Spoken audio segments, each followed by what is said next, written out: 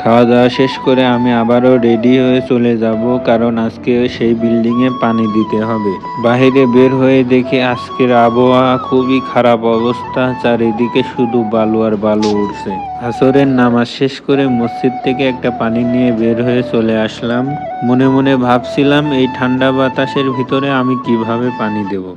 মুদির এসে বলল আজকে আর পানি দিতে হবে না। পানি না দিয়ে রুমের ভিতরেই কাজ করলাম, বড় বড় ব্লকগুলো বাইরে ফেলে দিলাম, ক্লিন করলাম আর কি সম্ভবত ফ্লোর ঢালাই দিবে। সাদিকের রুমে এসে জামা কাপড় সবকিছু খুলে আমি আমার মতো ফ্রেশ হয়ে নিলাম, কারণ প্রচন্ড ধুলা এবং বাতাস। সাদিকের রুমে কিছু সময় অপেক্ষা করার পরেও বাহিরের আবহাওয়া ঠিক হয়নি। ওই পরিস্থিতির মধ্যেই আমি রওনা হলাম রুমে এসে ফ্রেশ হয়ে নিলাম।